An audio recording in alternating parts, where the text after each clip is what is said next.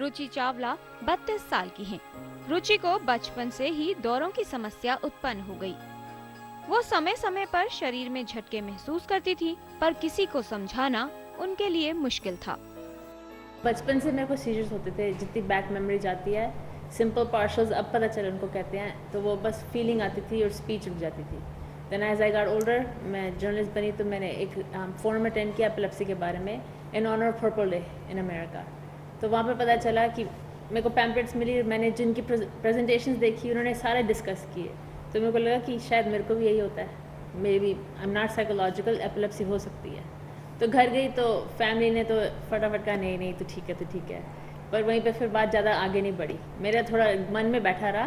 Then I made a trip to India and यहाँ पे फिर 1-2 सीजर्स और हुए, तो यहाँ पे MRI करवा ली मैंने, जिस पे लेफ्ट साइड पे स्कार निकल आया। जांच करने पर पता चला कि रुचि को मिर्गी रोग है, जिसके कारण रोजमर्रा के सामान्य कामकाज करने में उन्हें काफी दिक्कत हो रही थी। डॉक्टर ने तुरंत इलाज शुरू कर दिया। दवाइयाँ शुरू हो गई, but it was a shock and at the same time कुछ ज़्यादा फ़र्क नहीं पड़ा दवाइयों से कि मेरे सीजर्स कंट्रोल हों या बंद हो जाएं, नॉट रियली। 3-4 दवाइयाँ बदलने के बाद थोड़े कंट्रोल हुए कि रात को आते थे, महीने में 2-3, एंड एम्स के थ्रू मेरे को फिर वहाँ पे टेस्ट MRI भी करवाया एंड पता चला कि यस लेफ्ट साइड पे है, and she said surgery is the best option. दवाओं से मिर्गी का इलाज करने के बाद भी रुचि की परेशानी कम नहीं हो रही थी। इसी बीच रुचि को किसी परिचित ने एम्स में जाने की सलाह दी। एम्स में जांच के बाद रुचि को सर्जरी करवाने के लिए कहा गया। रुचि ने तुरंत सर्जरी करवाने का फैसला लिया।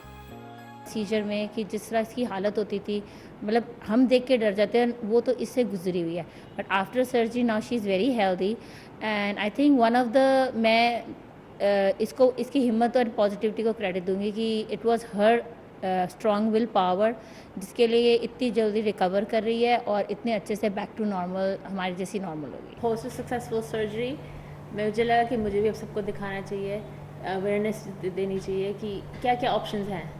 अगर ठीक टाइम पे डायग्नोज करवा लोगे तो कई लोगों को 3 साल में दवाई से फ़र्क पड़ जाता है, स्पेशली चिल्ड्रन। जितनी लेट वेट करते रहोगे फिर सर्जरी विल बी ऑप्शन, कईयों को वो भी नहीं ऑप्शन मिलती, तो डोंट बी अफ्रेड। इसलिए मैंने ब्लॉग्स लिखे, NGO शुरू की कि इट्स ओके, अब लड़की हो या लड़का हो, शर्माने की बात नहीं है, it's an unknown disease but curable. Surgery के बाद रुचि बेहद खुश हैं और अपने सामान्य कामकाज कर पा रही हैं। साथ ही रुचि ने फैसला किया कि वो मिर्गी के रोगियों के लिए कार्य करेंगी। आई डोंट रिमेम्बर कि मेरे को सीजर्स कैसे फीलिंग होती थी। I am very very lucky in that sense. तो that's why I want to create awareness to others कि इट्स ओके, द फास्टर आप बताओगे उतनी जल्दी आपका इलाज हो पाएगा। बच्चे हो या बड़े हो, इलाज से काफ़ी ठीक भी हो सकते हो। So take this option. अब रुचि मिर्गी के विषय में जानकारी और जागरूकता लाने के लिए सार्थक प्रयास कर रही हैं। Total health, DD news.